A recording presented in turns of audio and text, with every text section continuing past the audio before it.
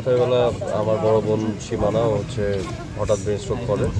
তো আমি সেই টাইমে আমেরিকাতে ছিলাম। আমি 22 তারিখে সেই নিউজ শোনার সাথে সাথেই আমি এবং আমার ওয়াইফ ফ্লাইটে করে চলে আসছি। 24 তারিখ পৌঁছাই। এসে দেখি যে ও নিউরোসায়েন্সে অ্যাডমিট, এইচডিও বিভাগে ওর স্পেশাল ট্রিটমেন্ট চলছে। তো তারপর ডক্টরদের সাথে কনসাল্ট করে আমরা একটা সার্জারির ব্যবস্থা করি। তো ডক্টররা 26 তারিখে সার্জারিটি করে, কিন্তু করার পর যে রক্তক্ষরণ হয়েছে সেটা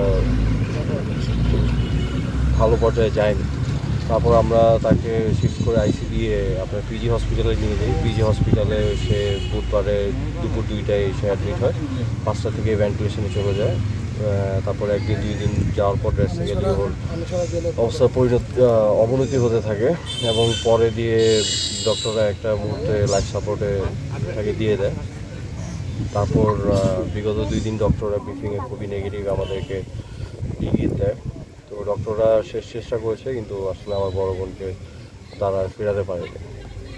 তো আজকে সকাল 6টা 10 মিনিটে তারা আমাদেরকে ডেকে প্লাস ইসিজি টেস্ট করে জানিয়ে দিয়েছে যে সে আর আমাদের মাঝে নেই।